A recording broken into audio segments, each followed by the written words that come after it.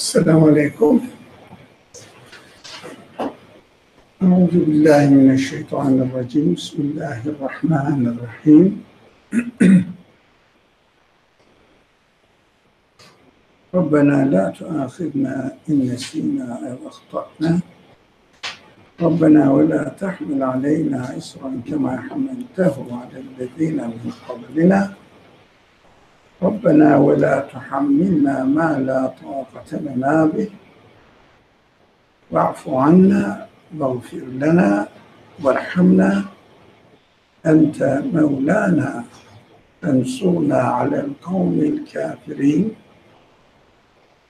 وصل اللهم على محمد وعلى آله وأصحابه وأتباعه وسلم والحمد لله رب العالمين.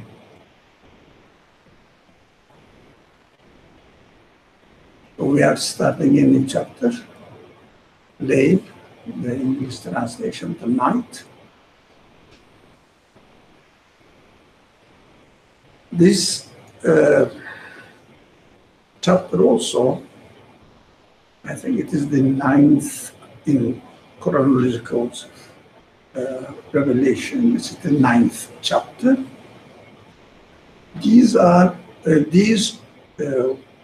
chapters or these surahs belong to most of the people who study history agree that they belong to the first, at the most into the second year of the prophetic mission.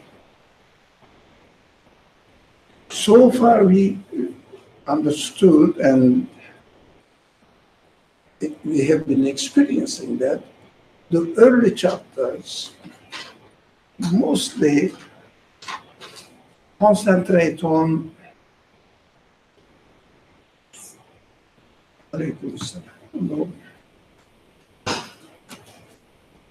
what's going on in the world. Look at everything around. This particular chapter draws our attention to time aspect of creation. Layl, the night, in the tradition of the Quran, the general approach of the Quran, day and night refers to time aspect of the creation. Heavens and the earth refers to space aspect of the creation. So draws our attention to the things are changing when the Quran mentions about the day and night.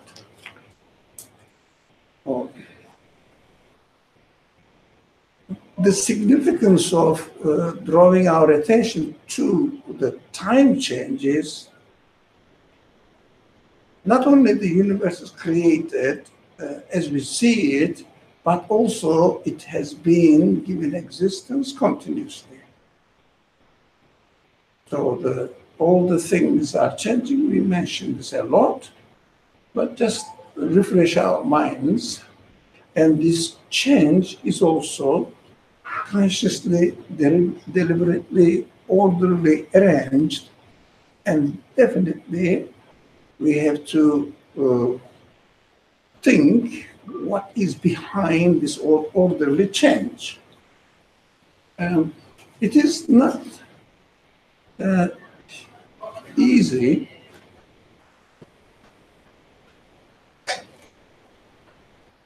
to perceive or conceive, which word is better? I don't know. Conceive or perceive. That the change in the creation, in the act of creation, is more of a sign that it cannot happen by chance. If it happened by chance, accidentally like this, we may, I mean, it is impossible for a human mind to say that it happened to be like this, but it is even more amazing when we see that the things are changing. But this change is also taking place within an order perfectly, and everything is subject to change in order to show that the things themselves cannot make themselves change. Even somebody may say, there are some people, quite a lot of philosophers, say that universe is eternal, existed as it is. But how about the change? Change is taking place right now, right? Is it eternally coming into existence by itself, changing in a perfect order for a purpose? Everything, no, change is not accidentally for nothing, but fulfill a purpose. Development or either growing or declining. For example, human beings change, and all animate beings change, or plants change continuously, but there's a purpose, whether in their progress or in their decline. It means getting nearer to the time of death. Perfectly arranged. Now, how can you attribute this continuous change in the universe accidentally happened to be up there? You can say, it is impossible, but some people say that universe happened as it is, but they don't think of the change as it is. It means matter came into existence, not even, they don't say came into existence, matter exists eternally, okay? How about the change? Do you understand? How about the change? Matter, for a temporary period, for the sake of argument, we can say, okay, matter existed eternally. Why does it change? What is the motive? What is the factor behind change? So we know that those people who claim that the universe is eternal, they don't really mention much about the change in time. We call it time. But actually, we mention it because it is important. I always keep repeating this. Change means, we call it time, but there's no time really. There's only change. But the change is not static. Change is progressive or regressive, as far as the animate beings are concerned. Either growing or getting nearer to death.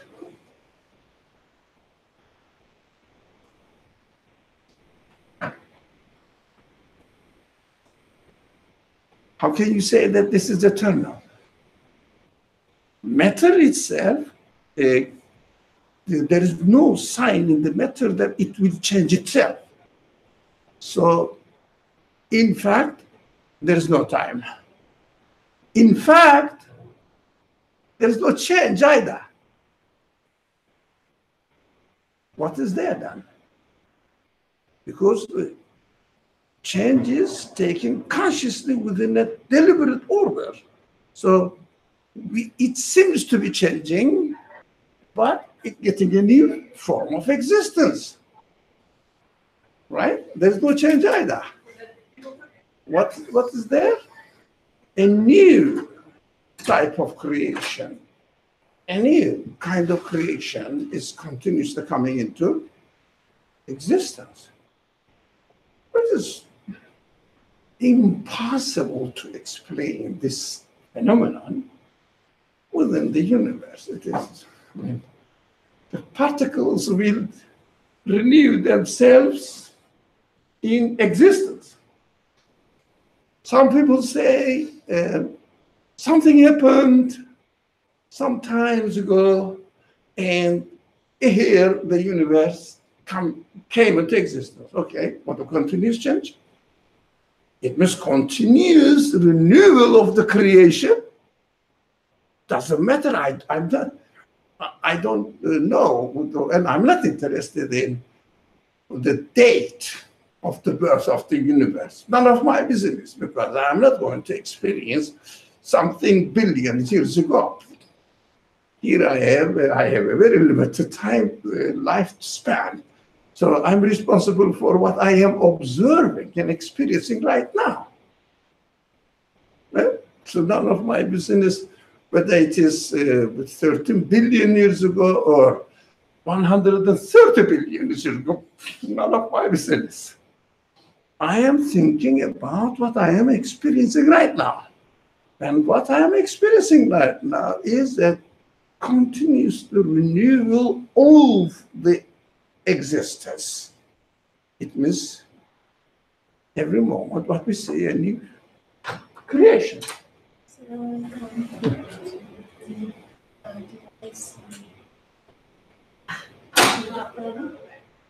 Sorry?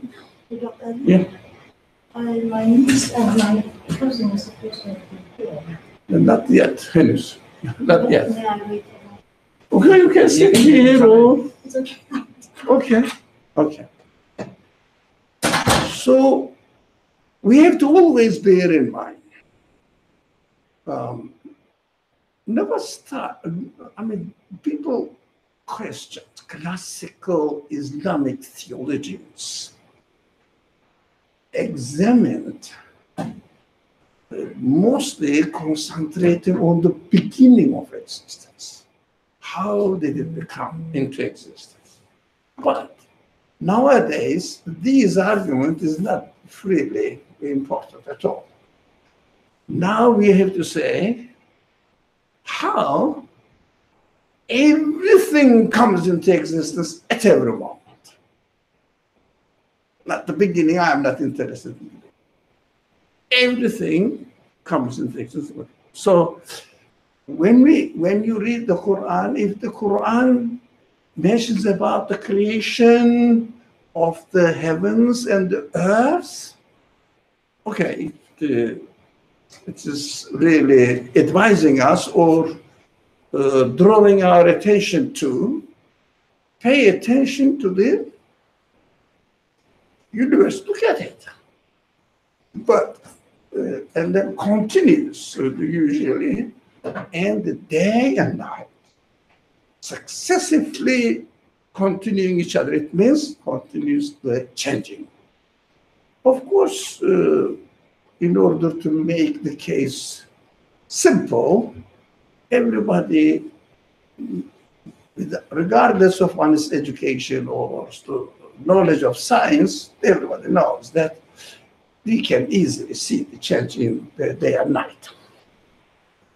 Now, we may not be able to see the change in momentary change. Okay. That's why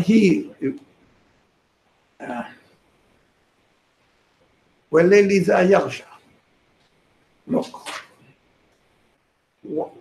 this وَاللَّيْلِ إِذَا يَغْشَى, this wa is, it's called in Arabic wa'ul qasam. It means not qasam, qasam. So the sin and sad are different. The qasam, this is qasam, sin. So it means taking an oath. I remember discussing this long ago. What does it mean? God is taking a witness? from the night and or the day or anything really in the Quran. You can see even the smallest thing. God says, "It is my witness." The Creator says, because the Quran by definition says, "I am the creator of the universe," and what the news, the message I'm sending you, and my witness is I'm taking oath on what? Here, night. For human beings, what we do, I say this, and I am taking an oath in order to assure that what I said is really correct. I take witness. I take God as my witness. But God takes witness on anything here. We know that the famous verse on dates, on figs, on olives. Yeah, whatever. It means doesn't matter really. Olive or apple or orange. You look at them. These are my witness. Of course, we understand that if we realize that they are created by God, or that God will show me as his witness what he has created. For example, if someone says, I'm a good engineer, but what he will do, he will show his talent in engineering, demonstrate it. And God does the same. God does the same thing, or that's how really God creates. He says, "I am an omnipotent one. Here is my work, and I am a really all-powerful one, and my witness is my work." Look at this. So very simple. Quran's presentation of the fundamental belief system is extremely simple. Is there any complication you're finding? No? But here is my witness, my work. Look at it. So consider the night as it veils in darkness. It means really covers up everything with darkness. It means there is a deliberate action there. Deliberate action. In the way that the night is created. We said the time change,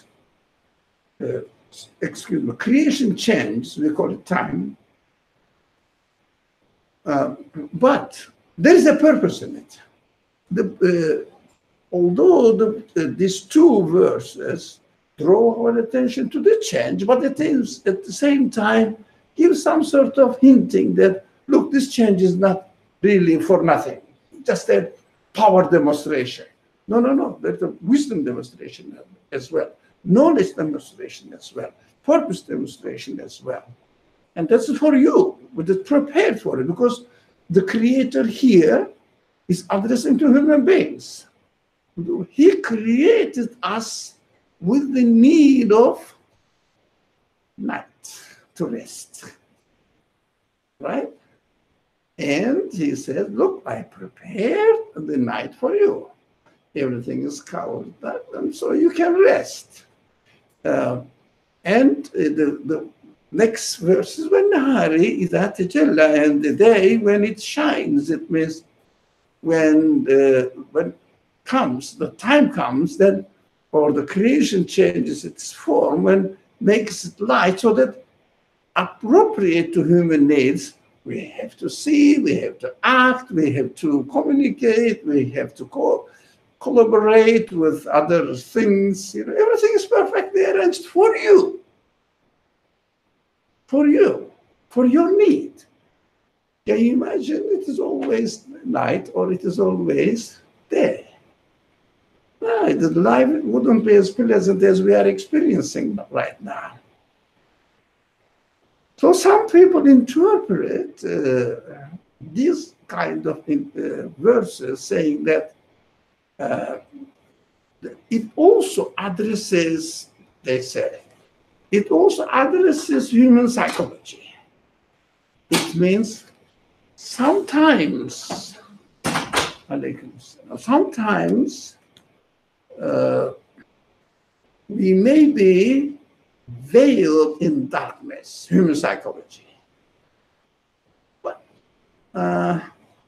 okay, you can I say to myself, okay, one can interpret it in this way, but I mean, it wouldn't be wrong, but the obvious language of the Quran and obvious purpose of the Quran is what?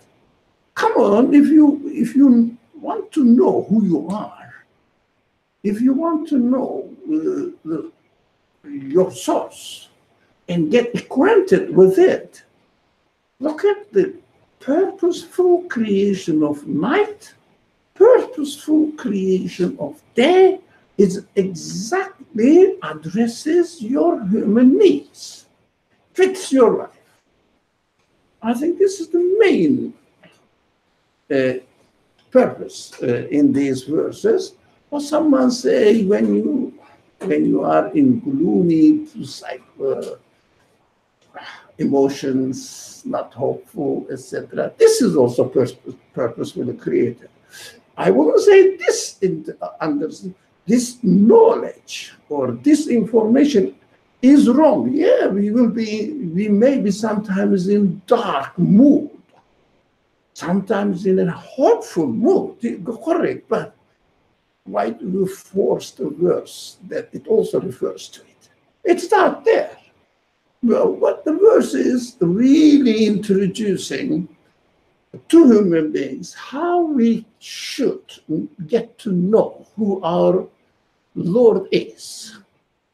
These are the signs. First, we have to start from there.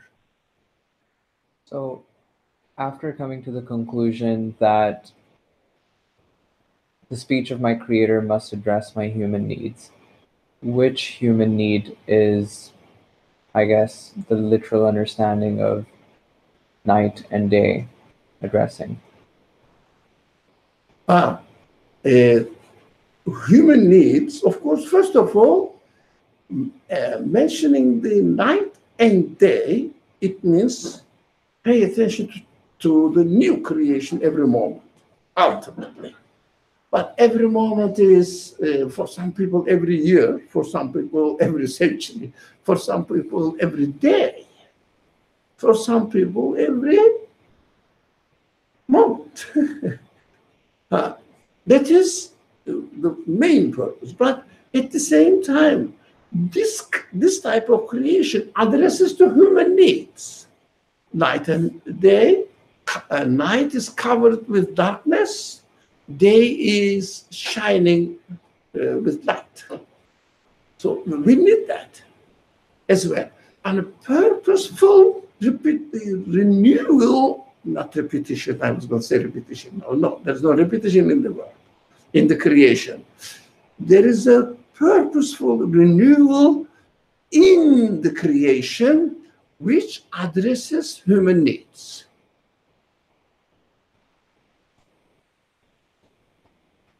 Does it help you? I mean, I think it draws my attention towards it, but it doesn't. It hasn't answered the question of which human need has it. Perhaps it has. Well, the darkness, you need to rest. Daytime, you have to see everything clearly and to communicate with the rest in order to. In other verses, the Quran explains, to get your life the whole, to make your life more comfortable. But I think in this context, they are all secondary points to me. Right. So even if the night and day points towards the existence of moments, Yeah. I think that in itself can address a human need that if a moment exists, what is bringing that moment into existence? And one can then start to reason with it. The wisdom, to try to see the wisdom in their existence in this way. So it also, these two verses prepare human mind to see the alternate creations. Yeah. You know what? Not standard. Yeah, alternative. One of them is opposite to other one. So alternatives. So the third verse, if our minds are ready to understand, third verse, the following verse says, وَمَا خَلَقَ الذَّكَرَ وَالْأُنثَى. Make the opposite creations like night and day, and male and female. Now, we understand that male and female, this vocabulary is concerned with the human or animate beings. Animate beings. So animals have male and female. Today, in the morning, I was waiting in the train station for the train to come, and it was on high, and I could see, because I don't know where, I take the train is then high, not on the underground, and above ground, well above ground. So I could see the roofs of the houses from there, and they were pigeons. I was watching them. You know, I don't know whether it is the mating time or what. A lady pigeon apparently calmly waits, and the male pigeon around turns and makes lots of a kind of dancing. Excuse me. How do they know that they need female? This is female. How do they know? Yeah. And they have different characters in their behavior as well. And how do they know that they should mate? How do they know how? Who taught them? Well, it is a very simplistic, very cheap way of treating this kind of subject, saying that it is instinctive. What do you mean? Instinctive. What? It means nothing. But they are created on a purpose deliberately in the form of male and female, having different characteristics, different functions, but at the same time, complementary. It is just an obvious demonstration saying that, look, you cannot really attribute the creation to accidents. Opposites are complementary. It seems to be a very simple argument, but you cannot really ignore it or reject it. Opposite but complementary.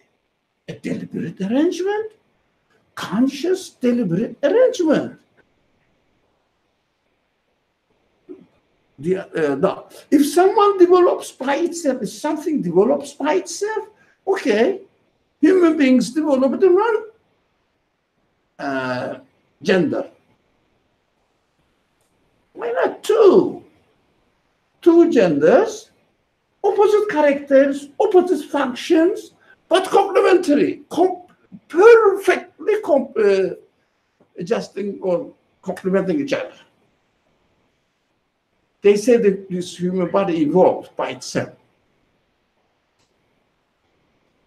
Why two? So the third verse says, وَمَا خَلَقَ الذَّكَرَ وَالْأُنثَى. So it is interesting. Some people some commentators are not very comfortable about it, because the verse doesn't say وَمَنْ خَلَقَ الذَّكَرَ وَالْأُنثَى. Men, not in English man, in Arabic man. Men means who. Ma means what. So the who refers to conscious being, human beings, a conscious human being, who. So But it is strange.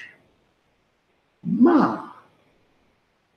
And, but it says, consider the creation of the male and the female. Come on. Consider what created the male and female. What? Because they don't want to say what. Because what refers to not a conscious being.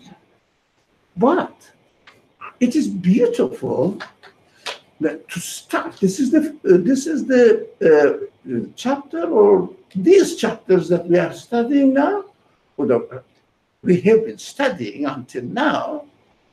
Well, I don't know for how many months, if not years. If not a year, do you think it has been a year? Started studying, but the months. Yeah. These chapters were revealed the first year of the mission, prophetic mission. The first time. I found it interesting. The Quran refers to human beings to think about it. What it is that the created male and female, opposite characters, opposite forms, but complementary. What? It's very interesting. Not having a prejudice that it is a conscious being, God created. No, first you have to think about it. What it is. As the Quran uses the word, he, or it. Huwa. Huwa means who, he and it. Huwa. He and it. So even you can, in the general attitude or general grammar of the Quran, if you look at it, the Quran uses male pronouns, male, how do you say, factors, but it's not for male. It is, when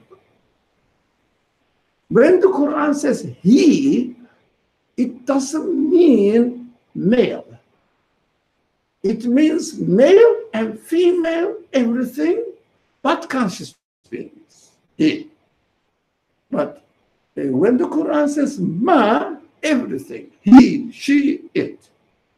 Men, again, who he, she, and maybe it as well, if the context allows to understand it. Here, think about it. What is the source of existence of this wonderful thing? If it is accidental, it must be either chaotic or one type. Not opposite types, or opposite forms, but complementary, perfectly adjusting to each other. It is obvious. You cannot really attribute to that. Think about it, that it's accidentally happening like this. Is it really possible that? No, think about it. Don't be prejudiced that we have to prove God. But they say, God, I believe. No, you cannot do. You cannot prove God that you believe. We have to see the word and convince yourself in one way or the other, whatever the evidences bring to you. Be free. Can it be possible? Yeah, opposite genders completely complementary to each other. It's mind-blowing. I think all these verses, this kind of verses, draws the attention of the people to the fact that you cannot attribute this universe to an accident by itself, whatever. Impossible.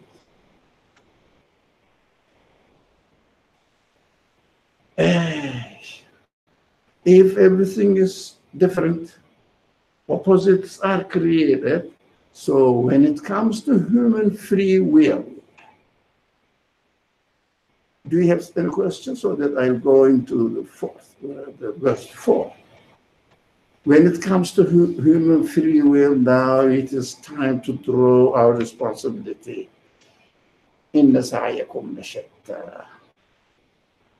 But your striving also, I would say, diverse. It means shatta means really fragments, different parts, different things. No, human beings, none of the human beings is the same with the other, and none of our actions also the same. Is also the same. Impossible. Everybody has some sort of considerations within his mind. He uses his free will accordingly. So our choices completely depends on my own interest or whatever I am aiming at, completely different. So what I understood from this verse, your striving is to diverse ends. Look, everybody has to take care of his own free will.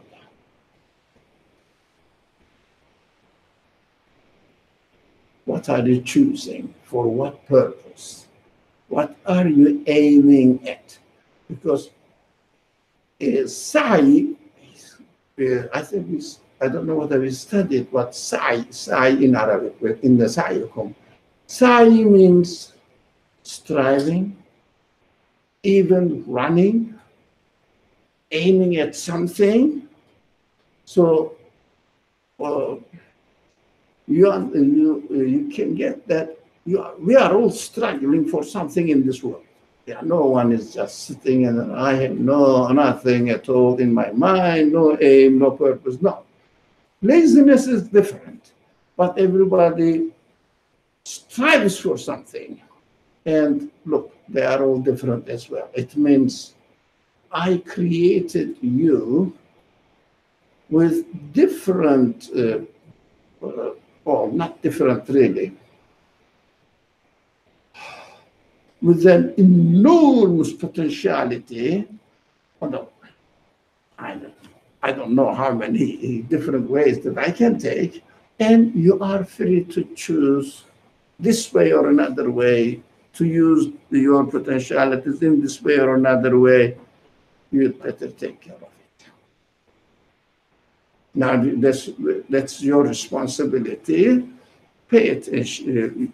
You have to pay attention to what you are really striving for. What is your ultimate aim? It seems to be, everybody is different. Why? Why? How come that everybody is different since we evolved from the same source? If it was true, why do you choose something different from mine?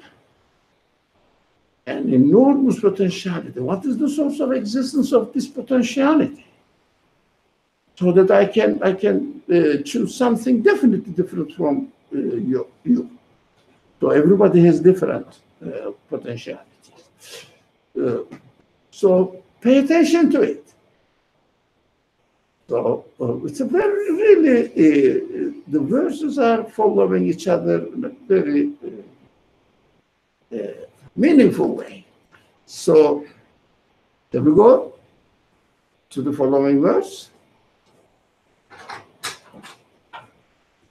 Now,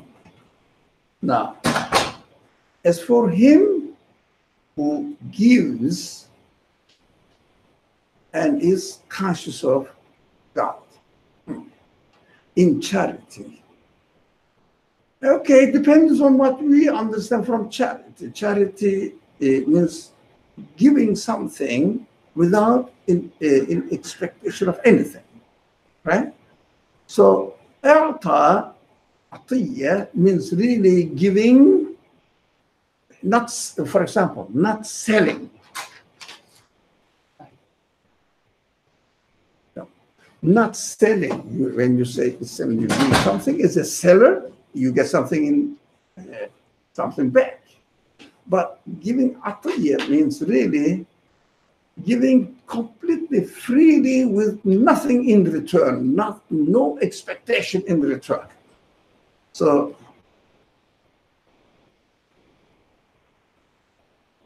the one who gives and is conscious of God. What does it mean? It is very simple. We studied on many occasions.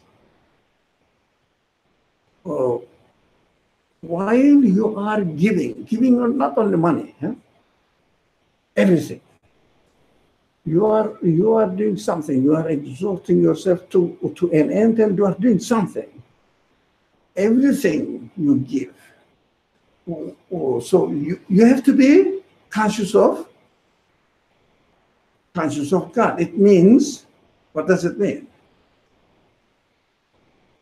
Do you see the relationship?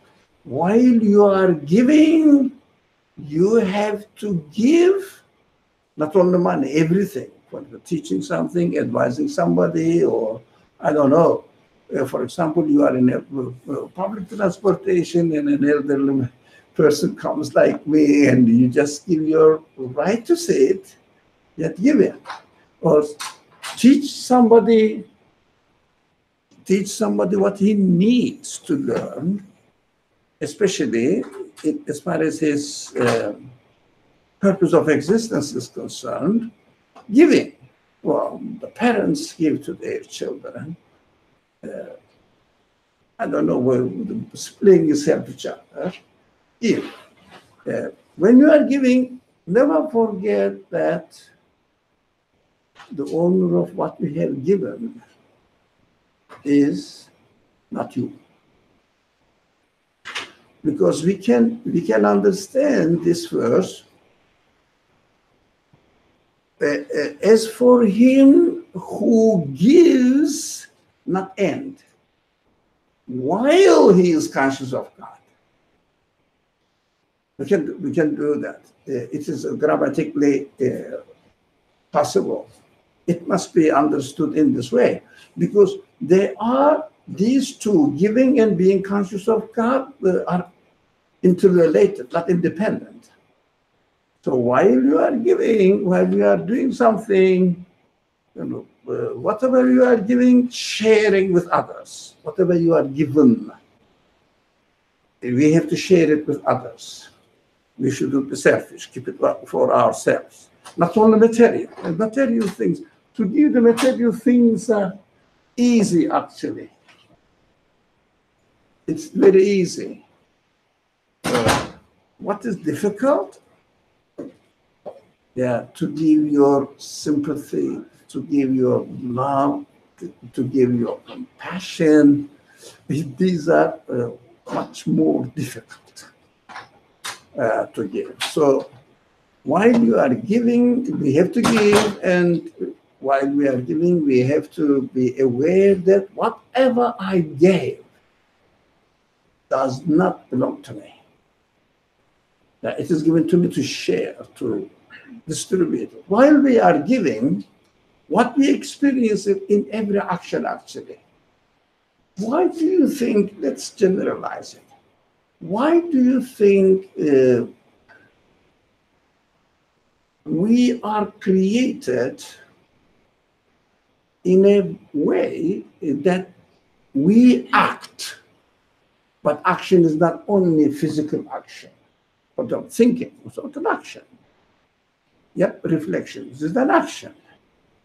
Well, crying is an action. Laughing is an action. Action. Why we are? Why do you think we are created in a form, in a way that we always act as a result of our free choice?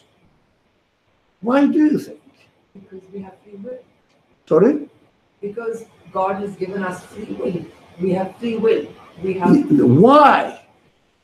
Why do you think? What is the wisdom in our creation that we act We walk, I don't know, we laugh, we smell, we see, we speak, we learn, we memorize, we forget. Why do you think? Well, if use our consciousness and we're able to do these actions, so the alternative case is not to do any action, or not to do action and not to realize you have a choice to do it. Okay, you realize, good point, good point, it's starting. Good point, you realize that you have a choice. Okay, why? Why do you think, I'm not saying how it is, how we are created, we see that everything is prepared for us. Why do you think the one who created us gave us freedom and ability to act in any sense, every sense? Thinking, action, and feeling pity, feeling angry, this is what I mean, revenging, and also envying and everything.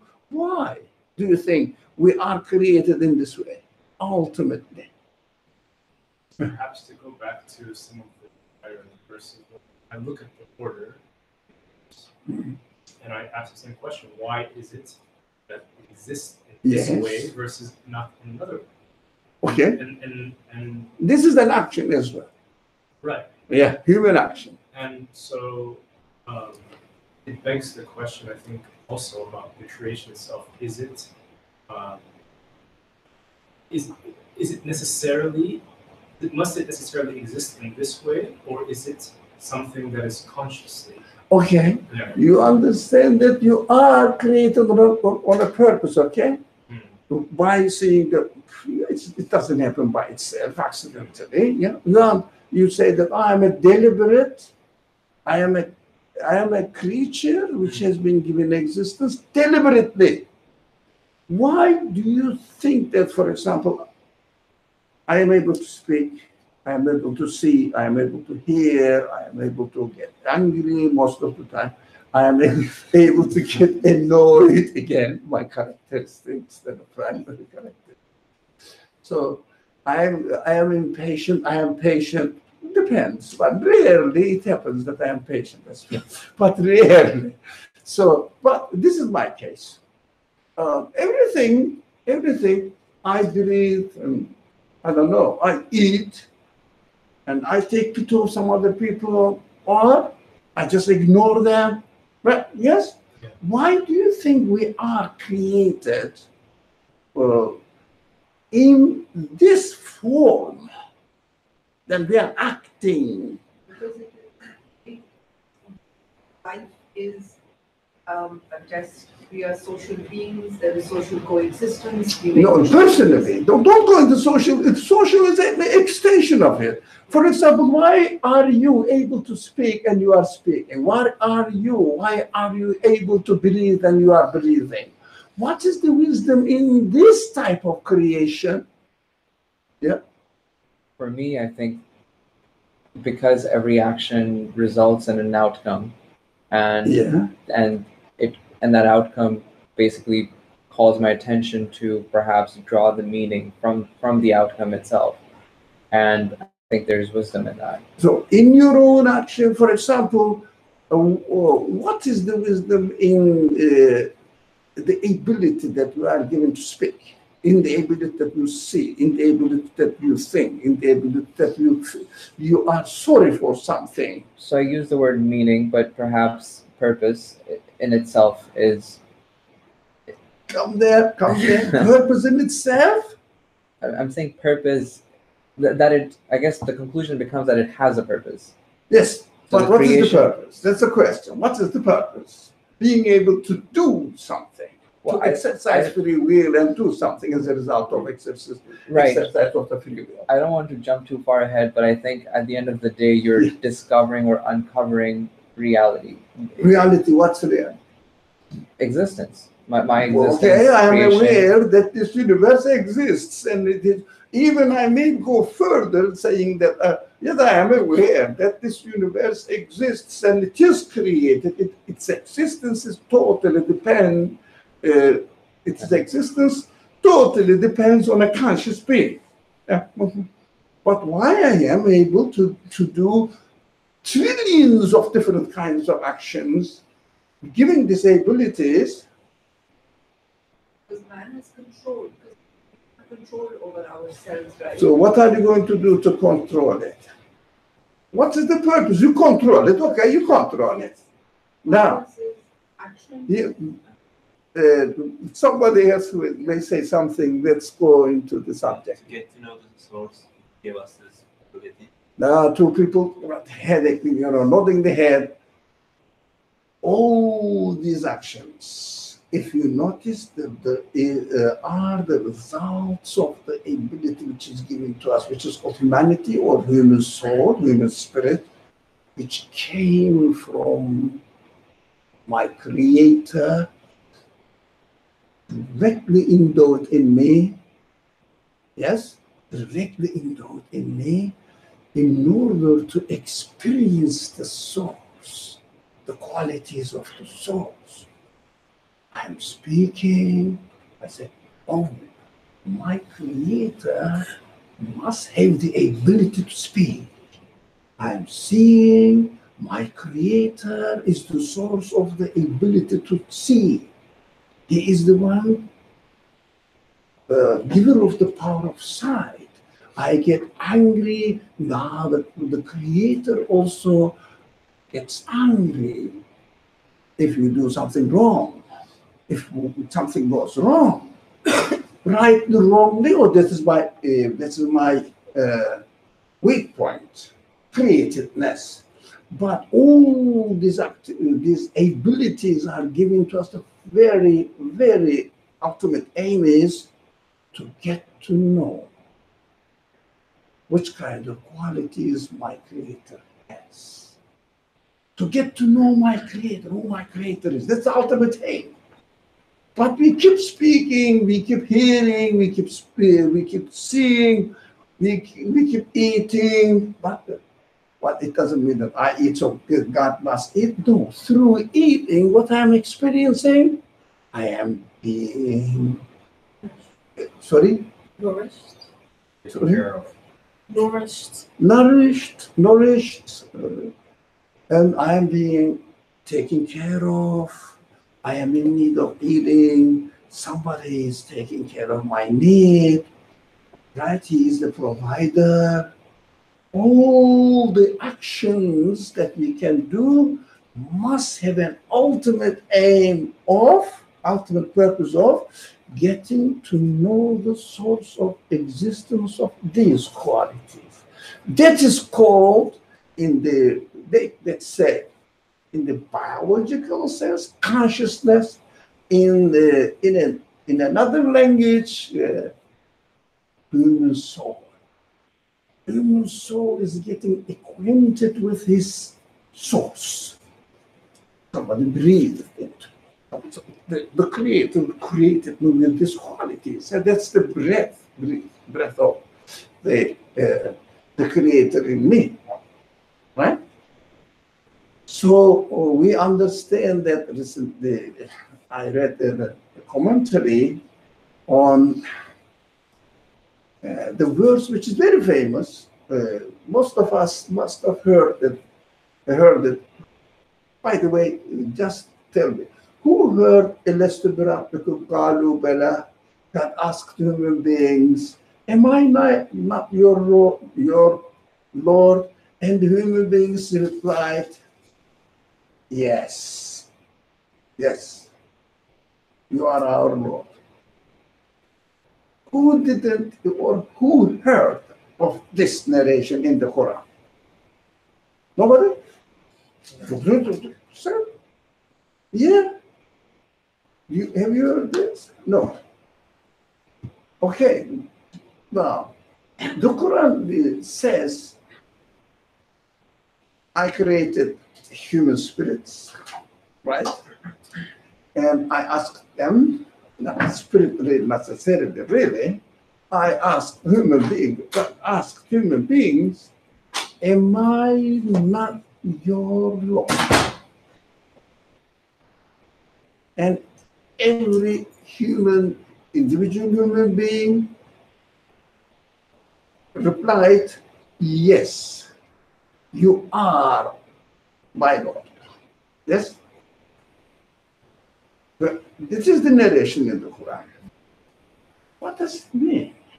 So I recently heard this. I was suspicious about the general trend in the classical commentators saying that God created human spirit, and the clever, the open-minded commentators say gave the ability to this human spirit to acknowledge the Creator. Okay, it's not wrong. It's not wrong. But in my practical life, I read the commentary, it is one commentary, only out of maybe really more than a dozen. So one says, no, really more than a dozen, really a couple of 3 dozens of something. And one of them said, look, the way that we are created is a response to this question, am I not your Lord? The way that you are created says, I have a Lord. It is the Lord of the words, everything. So your human qualities, abilities, all your sensual side, emotional side, feelings, everything are created, and these things witness to the qualities of your creator. Right? So utilize it. How do I know who created the world? It is in your own existence. So the fact that you are created witnesses that I have a creator. So the fact that you are given a shape, a form, witnesses that whoever created me gave me the form, gave me the shape. It's very simple. You don't have to look around.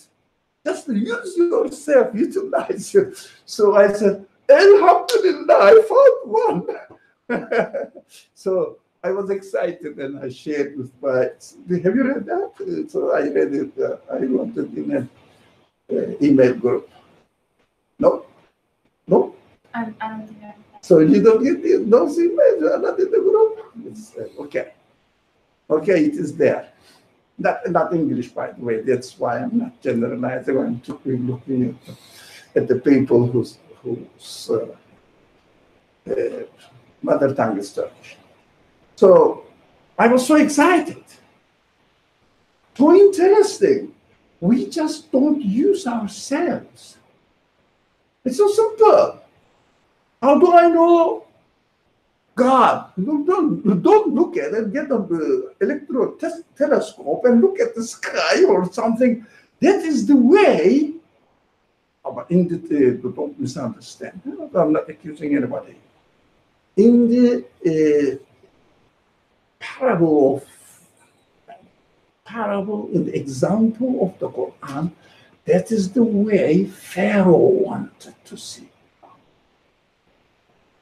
Asked his main architect to make a high building so that I will go up and see where Moses' God is in the sky.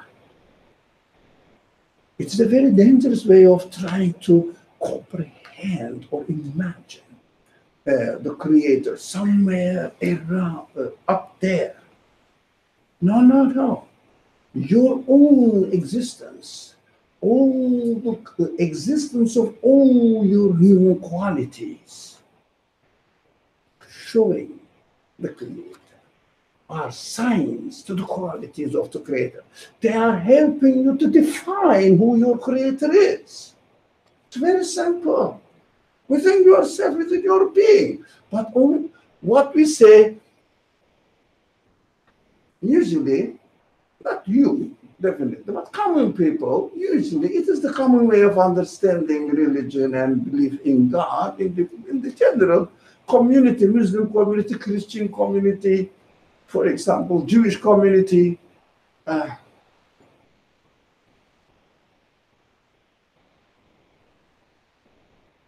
You know, the Jews don't feel that you are privileged. The Muslims. Jews are expected to repeat almost at every occasion a certain piece from Torah. And this Torah piece starts with Allahum Ahad. They pronounce Ha and Kha. Echad. What does it mean? Allahu Ahad. Exactly. It is Hebrew. If you translate it into Arabic, it will become Allahu Ahad. They start their prayers with Allahu Ahad. It means God is one. There's one God, not multiple. No? There's one God. So it is a common, but for every tradition, it is not unique to Muslim tradition, Islamic tradition. In details, Islamic tradition, in the way it is practiced, it is proposed, it is shown to us, makes the difference. Otherwise, fundamentals are the same. And also, the term is the very famous, very fundamental. Everybody knows La ilaha illallah. Who doesn't know La ilaha illallah? It's exactly you can find in Torah La ilaha illallah in Hebrew. What are the languages? Hebrew. But exactly, if the Hebrew and Arabic are sister languages, but some of them, according to Jewish tradition, Arabic, developed from Hebrew, according to the Arabic tradition. The Hebrew is the secondary branch of Arabic. It doesn't matter. They are sister languages. Lots of different. Elohim, El-Ilah. El-Ilah means Allah. Yeah, Allah in fact El-Ilah. Yeah. So El-Ilah, Allah. So Ilah is Ilah, El-Ilah, Allah. This is what I mean, it becomes practical. So a concise way of saying El-Ilah, Elohim, Echad. You understand? Echad. But they call it Echad. That's it. So it's also lots of words are similar. Anyways, these are the fundamentals. Everybody says God created the world, and the universe is a creator. He is one, maybe. Maybe even some people may say that he is the creator, absolute creator. They may not be able to use the word absolute, but infinite. But God is not like a piece of this world. And everybody has this concept. It's good. It's not wrong, is it? But Quran gives the details, says, look, I created you with the ability to understand who I am. How? Within your own creation. Within your own creation. But we are not used to, or we are not advised, we are not really taught that when we look at our creation, we only look at what? Our physical being. Yeah, how wonderful the fingers are working, how wonderful the nerve system working, yeah, how wonderful the digestive system working. Aren't they wonderful? Yeah, no one can explain by attributing it to an accident. Impossible. It is impossible. The human mind cannot comprehend it. But only some pious people claim it, but I don't think they believe. I don't think they believe what they claim. It is impossible as a human being. But I would say, if it was possible, first I would be the first denier, really. People come struggling every day about the subject. It is impossible. But this is on physical terms, we think, mostly. And sometimes we refer to, look, we are able to think. All right, that's correct. Yeah? That also ability to think is a very interesting human quality. Yeah, that is all correct. But they are all given to us in order to say, you are my Lord, as the one who created the ability to think, the ability to see, ability to laugh, ability to be happy, ability to be unhappy, or whatever. Yet angry, loving, compassionate, everything. Use yourself. Look at your own abilities. You will understand who you are created. So very simple. So don't look, don't be like Pharaoh, the typical man, an exemplary man actually. So that I'm going to see God somewhere huge, somewhere there outside in the sky or above the sky, whatever. No, don't alienate yourself from your Creator by externalizing it. God is not external to you, to me. So that's why God's existence is present in every quality I have. I can acknowledge it because I have been given the ability to acknowledge it. The conscious being, that's what consciousness really brings me to this end. It's beautiful. It is to understand this is beautiful, actually. So, let's this kind of translations, you will see this here, and yes,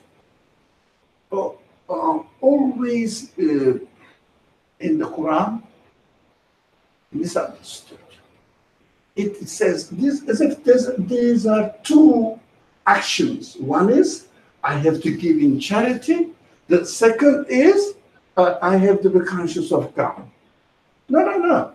While you are giving in charity, you have to do these actions, bearing in mind that your Creator has given this ability to do this action. It doesn't belong to you. You are just consuming, using it. So simple, right? That's why we have to read it. فَإِمَّا مَنْ أَعْطَى. So فَإِمَّا مَنْ أَعْطَى. وَاتَّقَى means while being muttaqi. You have to give. It means muttaqi means what? That this action, for example, I gave the money, and of course these are stages. Yeah. Practical example: somebody needed a physical help, I helped them. Somebody needed money, I gave money. Okay, I said, of course, Allah gave me the money, I gave it. How about the sense of giving? How about the sense of understanding that this person needs something and I have been given this opportunity and sharing it with him? Yeah. How about this sense? This sense? It is also created from God. At the second stage, you understand? First you say, the money has given, or the property has given to me by my Creator. It doesn't belong to me. The property doesn't belong to me. The second stage is, the senses. Also, feeling pity, compassionate, yeah, the sense of help also is given to me by God. That's the second stage. Is it the end? No. the most important core part of the matter is still missing. What is that? Giving is the quality of my creed. This is the opportunity for me to understand that God is the one who is the giver. The giver. Mu'ti, just got in Arabic. Yeah? So why do we exercise? Why are we giving these abilities to do actions? All of them are given to us in order to experience the qualities of our Creator and get to know Him. Very simple. So never ever externalize God to you. Right? Some people go into a very strange language saying that God is within me. Now, of course, they don't mean that somewhere in the body or God is staying here. No, God is within my creation, demonstrating His reality to you conscious human beings. Be aware. Just use yourself as an evidence to know who your God is. That's why we are giving all these kinds of different kinds of ability to perform very different actions. That's why the Quran says here, before this, I say, this one. No, I did something wrong. Okay. Inna sa'yakum lashatta.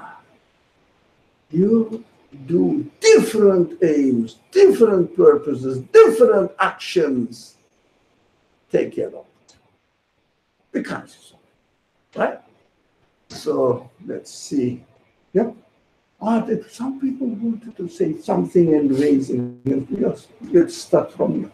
I wanted to try to connect the points from the earlier verses to this point. So I made like a few steps. So which verse shall I go back? So the night and the day. So first, yeah, I witness a constant change, right? Yeah. The night and the It day. means There is constant change at every single moment, not change or perhaps creation. Yeah, now there are degrees. If someone says there is constant change in creation, that's correct. If someone says it is God who created night and it is God who created day, it's correct, but it's very primitive. That's correct, but very simple. Human beings have a huge capacity. So now this is change. Change is taking place deliberately. Second stage. Now there is a third stage. What is that? The change is renovation, renewal of creation. The Creator is continuously recreating the universe. In physics also some theories, have you heard of it? Endless universes. That is it. But they say there are endless universes in order to establish the equation, mathematical equation, to explain how the universe is working. Not to know, but we don't know. But the theory itself does not consist of the idea that the universe is continuously sent into creation or brought into creation deliberately by a conscious being. Yeah? Intelligent, conscious, powerful being as a result of his choice. So follow the stages. Since you came to this class, the purpose of this class is to base the belief on firm foundations so that I wouldn't really be left in doubt in anything. Okay, continue. So first I witnessed constant renewal. Creation. Of renewal of creation. Act of creation. And then I noticed that I have been given the ability to take notice of this. And this ties into the 5th verse that we were talking about that said, as for him who gives in charity and is conscious of God. So the consciousness there. Now we are here. Yes, now I'm trying to connect it. Yeah, okay. And then third, I recognize that my humanity yearns for eternal existence and happiness and knowing and understanding myself. There is a innate need in me to get to know. So you can go my back purpose. to this one. Everybody has different purposes, but of course, my Creator is asking me to be, come here, conscious of God. Aim at it, right? Aim at being aware of the existence of God present in your everyday experience, in your every quality. So we say that it is our motto actually. We say that we have to read the Quran for a purpose to understand here and now. So, but at the same time, the result of this attitude brings me into, or takes me into what? Seeing the God, being conscious of it, in every action, at every moment, here and now, present. That's why in the classical, traditional Islamic saying, God is everywhere, but nowhere at the same time.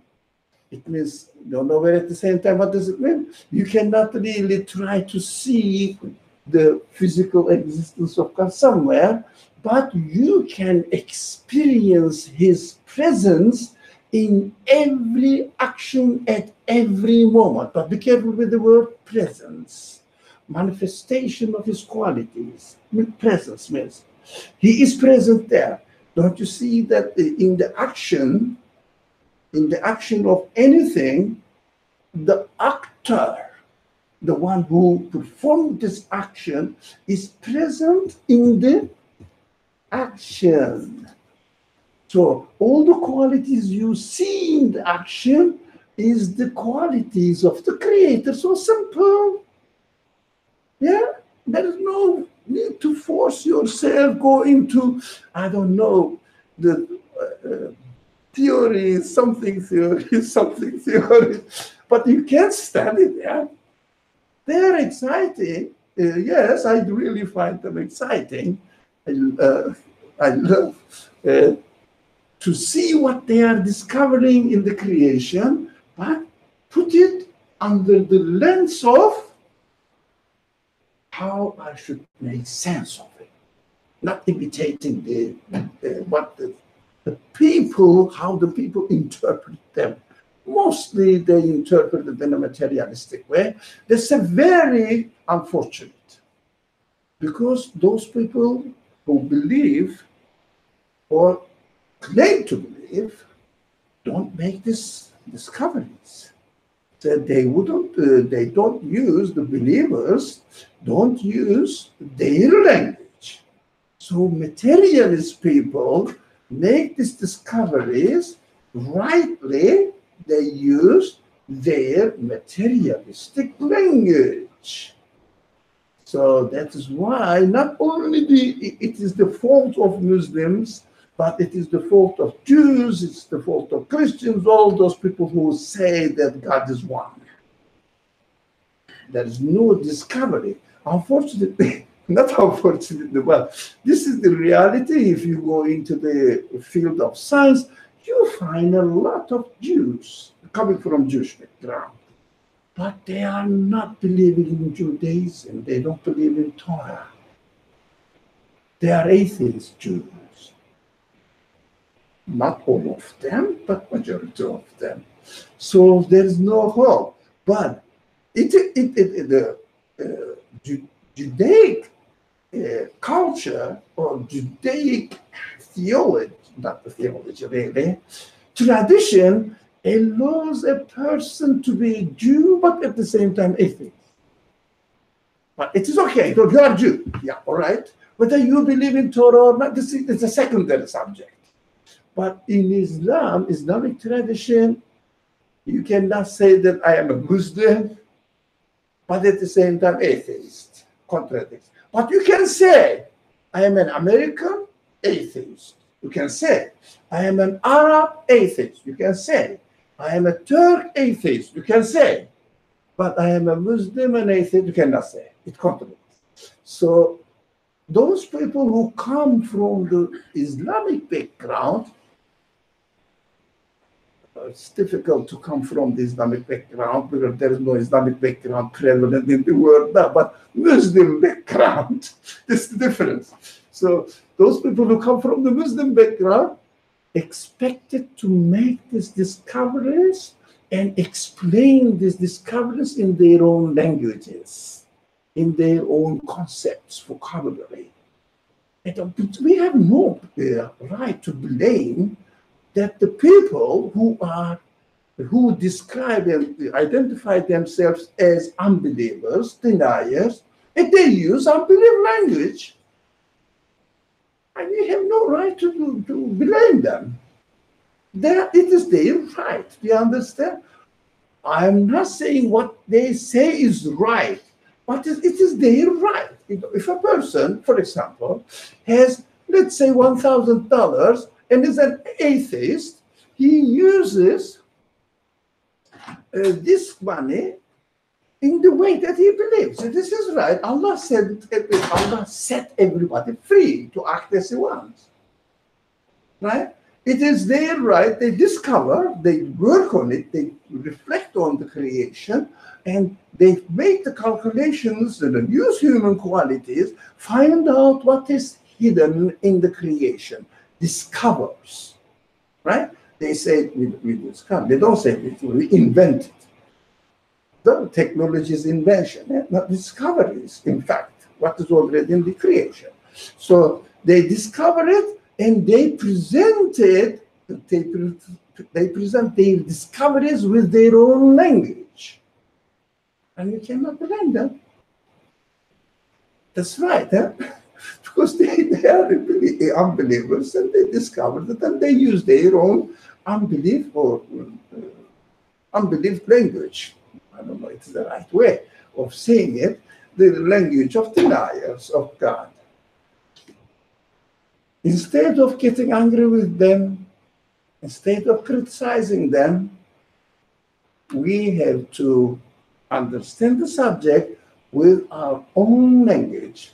But in order to understand the subject with our own language, we have to know what language we are supposed to use. Unfortunately, we know how to distribute dates during Ramadan iftar.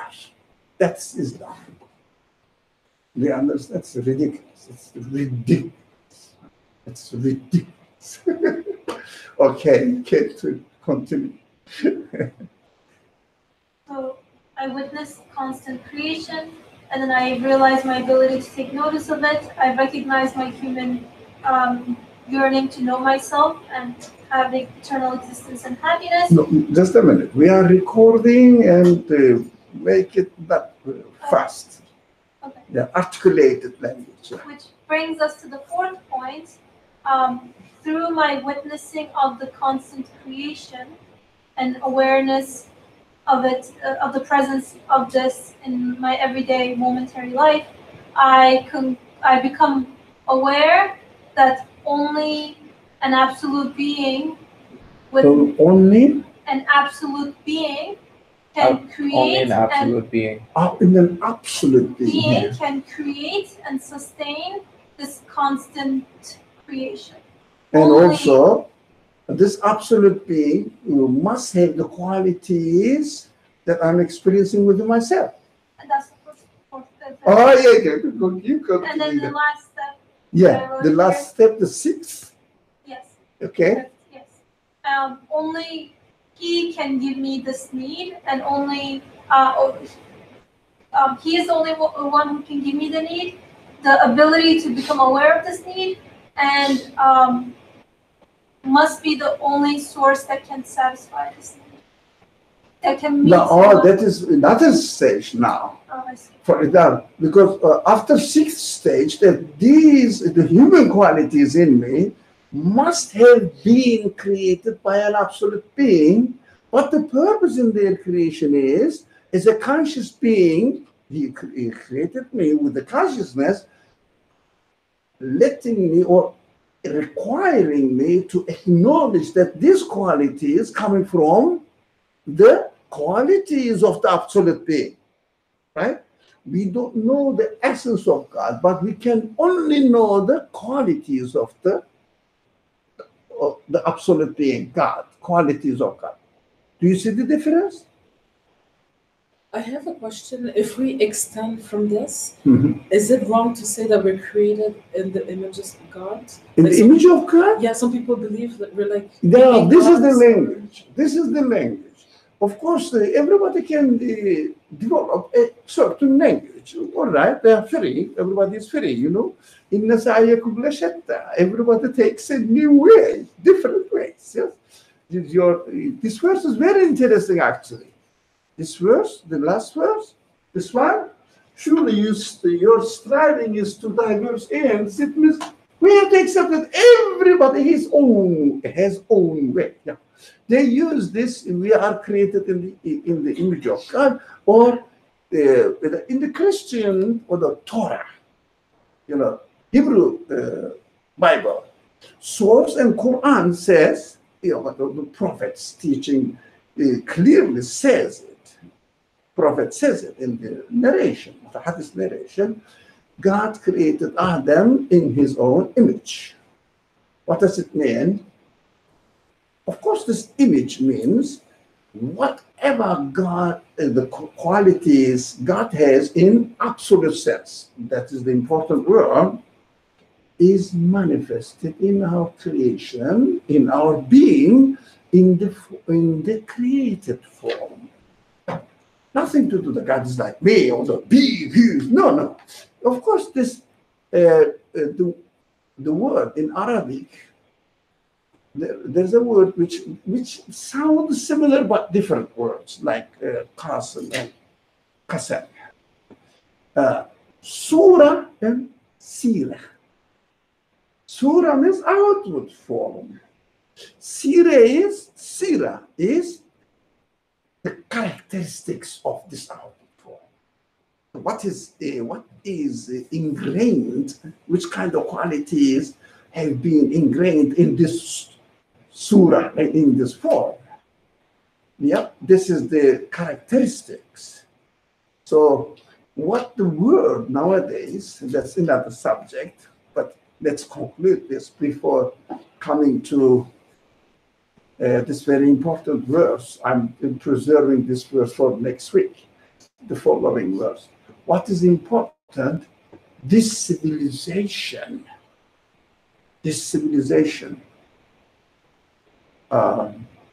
encourages, more than encourages actually, it is the work, it is the fashion, and the attaching importance to appearance. Yeah, we are crazy about the color harmony of our must be, and also appearance, your style. If you have hair, of course, not me, it is over. So, hairstyle and your way of looking at your complexions, your skin, or the way you walk, everything outward. And we don't really have the, how do you say, impulse, urge to look at inside, human side. What kind of qualities I have? Am I really developing my human qualities?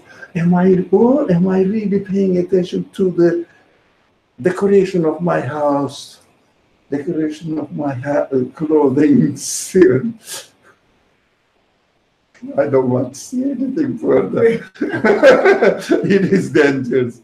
So that is the main characteristics of this civilization that imposes on us. And actually, we are totally controlled. If you, I mean, someone may say it has different degrees, okay, but controlled by the image of the outward world, because of the effect of this materialist civilization, globally spread. No one can say that I live in Mecca and there's no, go and see the inside of the houses and palaces. You see what is the difference between the Western life and Saudi life. No difference. But sacred place, that's why I give the example of this place. Yeah, there is no difference in everywhere. So we have to pay attention to the values that we are given and utilize them, use them. It is not worth it. Just we are going to die, man. We are going to give everything. Our body, we keep repairing them, or what they say, taking notes of it, but we are going to leave it.